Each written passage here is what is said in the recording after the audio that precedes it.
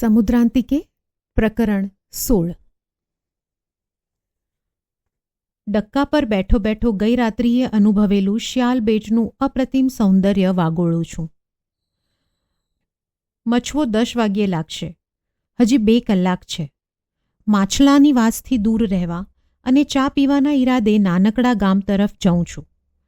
દયારામની દુકાને પહોંચી જવાય તો ચા પણ મળશે. આવો સાહેબ, બાપુ તો ગયા દાંડીએ, તેના પુત્રે કહ્યું. મળ્યો મને તારો બાપુ. હું હવે જઉં છું. મછવા લાગવાને હજી વાર છે, એટલે આ તરફ આવ્યો. બેસો, કહેતા તેણે પતરાની ખુરશી ખોલીને દુકાનના બારણે જ રસ્તા પર મૂકી. હું ચાનું કહી આવું. દુકાનમાં પડેલી રંગીન ચૂંદડીઓ જોતા અચાનક મને બેલી માટે કંઈક ખરીદવા ઈચ્છા થઈ. જીવનમાં પ્રથમ વખત કોઈ સ્ત્રી માટે કંઈક ખરીદવા બેઠો છું. દુકાનદાર પાસે 2-3 ચૂંદડી જ છે. પસંદગીને ઝાઝો અવકાશ નથી, છતાં કેટલીય વખત એકની એક ચૂંદડી હાથમાં લઈ પાછી મૂકી. અંતે દુકાનદારે જ પસંદગી કરી આપવી પડી. લ્યો, ચા પીવો તમારે. હું આ લાલ ભાતવાળી ચૂંદડી બાંધી દઉં. કદાચ મેં પણ એ જ કપડું પસંદ કરવા ધાર્યું હતું તેવા સંતોષ સાથે હું ઊભો થયો. છાપાના કાગળમાં વીંટેલી ઓઢણી લઈને હું બેલીના ઘર તરફ ચાલ્યો. આજે પણ બેલીનું ઘર બંધ છે. થોડી પળ રાહ જોઈને પછી પડોશના ખેતરે ગયો. એક છોકરો માટીમાં લીટા દોરીને એકલો રમતો હતો. બેલી ક્યાં ગઈ છે? ખબર નહીં, કામે ગઈ હશે. મારું એક કામ કરીશ? બેલી આવે તો આ તેને આપજે. દીવાદાંડીએ રહેતો તે ભાઈ આપી ગયો છે તેમ કહેવાનું. મેં પડીકું તેના તરફ લંબાવતા કહ્યું. તે મને શું લેવા આપચ? તેને નવાઈ લાગી. બેલીની સાંકળે ભરવી દે ને. પછી તે નિર્દોષ હસ્યો. આઈ કોઈ લઈ નો લે, મૂક તું તારે. બેલીના બારણાની સાંકળ પાછળ પડીકું ભરાવીને હું ડક્કા તરફ ગયો. મછવો લાગી ગયો હતો. મેં ઉતાવળે મારો સામાન ચડાવ્યો. માછીમારો, ભરવાડો અને મજૂરી કામે જતા લોકોના ચોક્કસ પ્રકારની વાસવાળા શરીરો વચ્ચે ગોઠવાયો. બેટ ધીમે ધીમે દૂર સરતો ગયો. વરાહ સ્વરૂપ તરફ ન જતા મછવો તેનાથી 1 કિલોમીટર ઉત્તરે એક નાના મહાદેવના મંદિરે લાંગર્યો. અહીંથી ચાલીને વરાહ સ્વરૂપ જવાનું હોય છે તે મને ભરવાડે સમજાવ્યો. ન્યા કણે પણો બહુ છે, મછવો લાગે નહીં, અહીંયા જ લાગે છે. ટોળા સાથે ચાલતો હું વરાહ સ્વરૂપ પહોંચ્યો. 2-3 જણે વગર કહે મારો સામાન ઉપાડી લીધો. ઘણા સમયથી જે સ્થળનો ઉલ્લેખ સાંભળતો આવ્યો છું તે ખરેખર વહાલું લાગે તેવું સ્થળ છે. ખારા પાટના છેડે ખડકાળ સમુદ્ર તટ પર બદામ, વડ, નાળિયેરીઓ અને આસપાસ જુવારના વાવેતરે લીલીછમ વાડીઓ વચ્ચે ઘેરાયેલું પુરાતન મંદિર. ઈશ્વર, અવતાર, પુરાતત્વ કે સ્થાપત્ય, આ બધાય વિષયો મને ગહન અને મુશ્કેલ લાગ્યા છે. આજ સુધી હું આમાંના કોઈથી ખાસ આકર્ષાયો નથી. પણ આજે આ મંદિર જોતાં જ લાગે છે કે કોઈ પણ સ્થળને જ્યારે કાળ સાથે સાંકળીને જોઈએ ત્યારે તેનું આકર્ષણ જાદુની જેમ ચિત્ત પર છવાઈ જાય છે. પથ્થરના પાકા કોટથી ઘેરાયેલું મંદિર કિલ્લાની વચ્ચોવચ્ચ વિશાળ ચોકમાં ઊભું છે. કોટને ઊંચો કમાનવાળો દરવાજો છે. દરવાજા પર માઢમેડી. કોટની દિવાલમાં જ પથ્થરોની સીડી છે. તે ચડીને કોટની રાંગ પર અને માઢમેડીમાં જવાય છે. બહાર ઉગેલા વડની ડાળો કિલ્લાને વળોટીને ચોકમાં ઝૂંકેલી છે. મંદિર કોણે બંધાવ્યું અને કેટલા વર્ષ જૂનું છે તે વિશે પૂજારી સહિત દરેક ગ્રામવાસી અજાણ છે. પોતાના દંતશૂળ પર પૃથ્વીને ટેકવી સમુદ્રમાંથી બહાર આવતા વરાહ અવતારની કાળા પથ્થરની સુંદર મૂર્તિવાળું આવું વરાહ મંદિર આ દેશમાં અન્યત્ર ક્યાંય હશે કે નહીં તેની મને ખબર નથી. પણ અહીં મેં એ પ્રશ્ન પૂછ્યો તો મેં મૂર્ખામી કરી હોય તેમ લાગ્યું. જવાબ મળ્યો. પ્રથમીને વારા રૂપે દરિયેથી બારી કાઢી ઈ જગ્યા જ આ. પછી મંદિર તો અહીં જ હોય ને, બીજે શું લેવા હોય? ખેર, માન્યતાઓ અને વિશ્વાસના પ્રદેશનો હવે હું પણ એક નિવાસી છું. મત્સ્ય, કચ્છપ, વરાહ, જેમ જેમ પૃથ્વી પર જીવન પાંગરતું ગયું તેમ તેમ જીવનના દરેક સ્વરૂપને ઈશ્વરનું રૂપ આપનારની ઈશ્વર વિશેની કલ્પના જીવન વિશેની કલ્પના કરતાં જુદી નહીં હોય તેવું મને લાગે છે. બપોર પછી નાનકડા ગામમાં ફરીને મંદિરની વય વિશે કંઈ વધુ જાણવા મળે તો જાણવાની ઈચ્છા હતી. એકાદ જણને હવેલીએ મોકલી કબીરાને મગાવી લેવાનું પણ ગોઠવવું છે, પણ બપોર થતાં સુધીમાં અનરાધાર વરસાદ તૂટી પડ્યો. પૂજારીએ મને મેળી સાફ કરી આપી. કિલ્લાની બારીએથી દૂર સુધી ભેખડો પર વરસતો વરસાદ જોઈ રહેવાની મજા પડી. અસંખ્ય મોરલાઓના ગહેકાટથી વાતાવરણ રમ્ય બની ગયું. કેટલાય સમય પછી આ ખુલ્લા ગળે ટહુકો દેતા પંખીનો અવાજ સાંભળવા મળ્યો. કેટલાક તો આ મેડી બહારના વિશાળ વડ પરથી જ બોલે છે. વરસાદ આખી રાત ચાલુ રહ્યો. સવારે ગામમાંથી 2-1 જણ શણના કોથળા ઓઢીને અમસ્તા જ આવીને મને મળી ગયા.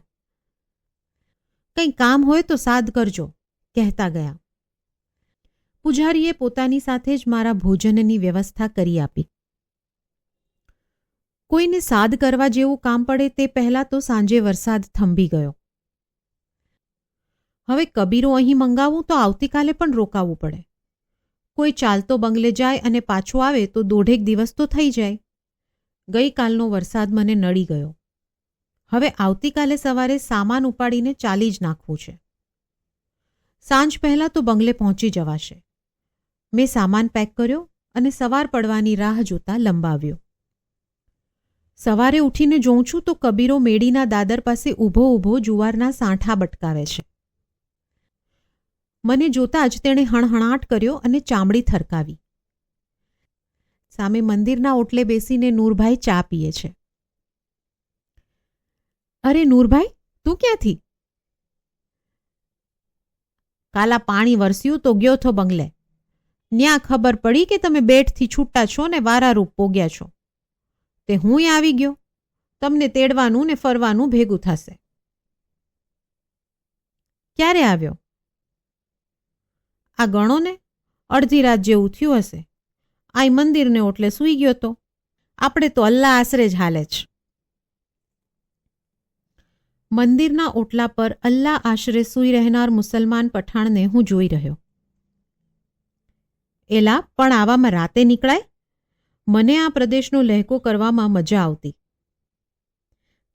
કબીરાને તો ખાલી હાલવું તું ને મારો ઘોડો તો રાતની ચોકીઓમાં રખડેલ, તે તબડાવી મૂકી. ખરો ભાઈ તું તો, મેં કહ્યું. જા, ગામમાં કંઈક ગરમ મળે તો ખાઈએ, લેતો આવ. ત્યાં હું તૈયાર થઈ જાઉં, પછી નીકળીએ. ગરમમાં આ ગાંઠિયા ને ડુંગળી, તેણે થેલી ઓટલા પર મૂકતા કહ્યું. ધરમનો બાદ ન હોય તો નાવાનું પછી કરજો, પહેલાં ખાઈ લ્યો. નાહ્યા વગર ચા નાસ્તાનો મને વાંધો ન આવ્યો. નાસ્તો કરીને હું કોટની પાછલી ડોકાબારીમાંથી ગળકીને દરિયે ઉતર્યો. અહીં દરિયા કિનારો ખડકાળ છે. દરિયામાં પડીને નવાય તેવું નથી. એક ખડક પર પલાઠી વાળીને હું બેઠો. દરિયો આવતા જતાં મને ભીંજવતો રહ્યો. થોડી વારે નૂરભાઈ પણ ત્યાં આવ્યો. મોર જોયા? જોયા નથી, સાંભળ્યા ખરા. 2 દિવસ વરસાદમાં જોવા ક્યાંથી નીકળાય? ઊભા થાવ, બતાવું, નૂરભાઈએ કહ્યું. અને હું ભીના શરીરે તેની પાછળ ગયો. અમે એક ખડક પર ચડ્યા. પાછળ ભાંગેલા કિનારાના કોતરોમાં જોયું તો મોરના ટોળે ટોળા. આટલા બધા મોર એક સામટા મેં ક્યારેય જોયા નથી. કદી ફરી જોઈશ કે નહીં તે ખબર નથી. ભરતીમાં ભેખડને અડીને પાછો વળેલો દરિયો જેમને કોતરોમાં છોડી ગયો હશે તે નાના મોટા સમુદ્ર જીવોનો ચારો આ મોરલાનું ટોળું ચરે છે. મોર સમુદ્ર જીવોને ખાય તે પણ મેં આજે જોયું. ભૂખરી ભેખડોમાં પોતાની રંગછટા વિખેરતા લાંબા પીંછાવાળા આટલા બધા મોર હું સ્તબ્ધ થઈને જોઈ રહ્યો. આને કહેવાય અલ્લાહની કુદરત, નૂરભાઈએ કહ્યું. હવે 2-3 દીમાં આ પંખેડા જમીન માથે વયા જશે. વરસાદ થયો એટલે એને ખાવા જેવું યુગશે. મોર જેવા રૂપાળા પંખીડાને જીવન ટકાવી રાખવા સમુદ્રની ભેખડોમાં ભટકવું પડે એટલી હદે ઉજ્જડ થતો જતો આ ખારો પાટ. કદાચ તે હવે પોતાની જીવનશક્તિ ખોઈ બેઠો છે. બાકી હશે તો તે રસાયણોના કારખાનાઓ પૂરું કરશે. પછી આ વડ, બદામડી અને રહી સહી નાળિયેરી પણ રહેશે કે નહીં તે જોવા હું રોકાવાનો નથી. હું વિનાશની ભૂમિકા રચીને જતો રહીશ.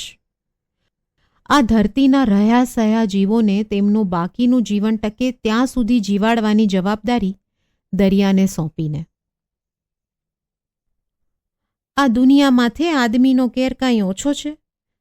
ઈનું હાલે તો માના ધાવણ સૂકવી નાખે. નૂરભાઈ બોલ્યો. મારી ખારી ભીની પીઠ પર જાણે ચાપખો પડ્યો હોય તેવી વેદનાથી મેં મોં ફેરવી લીધું. કર્મણ્યેવાધિકારસ્તેના ઉપદેશની ભૂમિમાં ઉછરેલો હું ભાંગેલા પગલે મારું કામ આગળ ધપાવવા બંગલા તરફ જવાની તૈયારી કરવા પાછો વળ્યો. એક પથ્થર ગબડ્યો.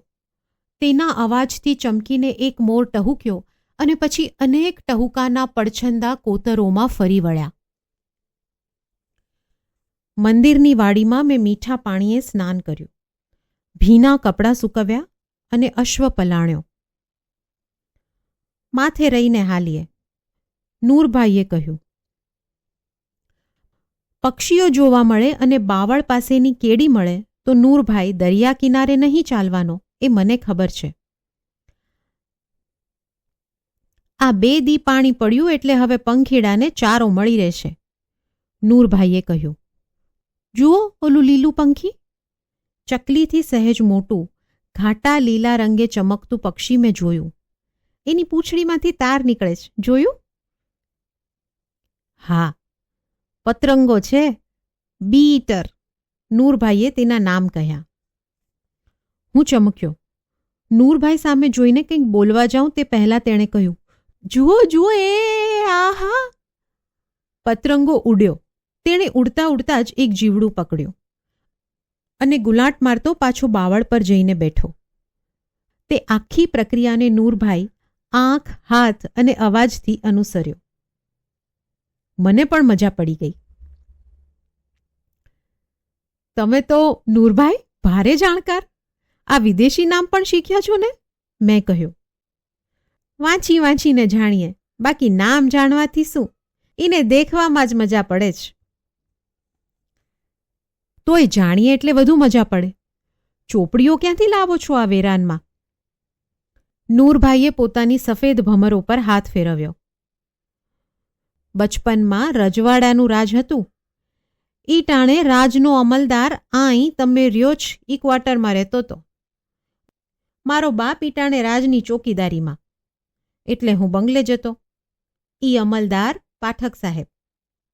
ઈના ઘરની સ્ત્રીને પંખીનો બહુ શોખ. મોરલાને હાથમાં ચણ ખવડાવે. તમને પણ એણે શોખ લગાડ્યો, કેમ? પક્ષી જેવી નજાકતભરી રચના પ્રત્યે આ પઠાણને લગાવ કેમ થઈ ગયો હશે તેનો ઉકેલ મને હવે મળ્યો. ઈ ટાણે ઈ ઝાડવા ખરા. ઈ 2 જણા ફરવા નીકળે ને મારો બાપ મને લાકડી લઈને હારે મોકલે. ઈ ટાણી કેય દીપડાની રાઈડ થાતી. જંગલ તો ઠેઠ પટવા લગી હતું.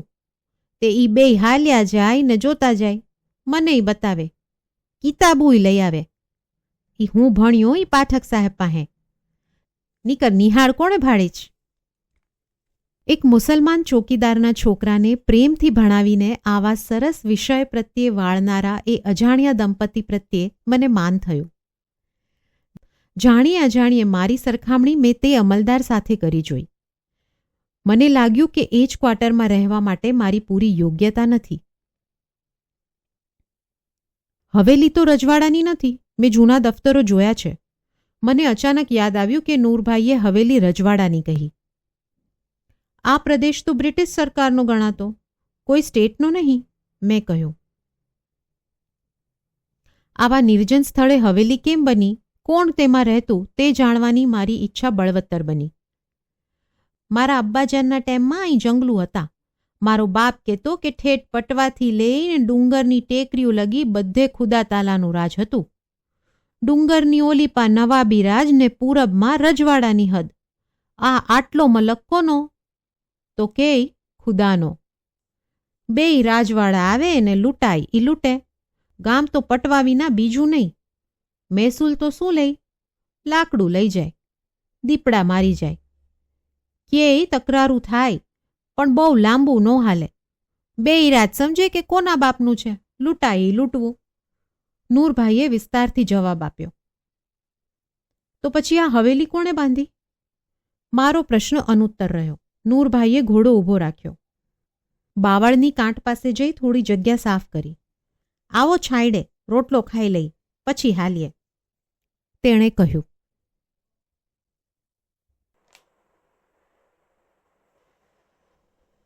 મિત્રો, 16મું પ્રકરણ અહીં પૂરું થાય છે. તમે મને ફટાફટ કમેન્ટ કરીને કહો કે નૂરભાઈને પંખીની માયા લગાડનાર દંપતી કયું હતું? એ. ભટ્ટ દંપતી, બી. પાઠક દંપતી, કે સી. વ્યાસ દંપતી? સાથે જ લાઈક, શેર અને સબસ્ક્રાઇબ કરો અને ક્લિક કરો આ નેક્સ્ટ પ્રકરણની લિંક પર. યસ, હું તમને ત્યાં જ મળીશ. આભાર.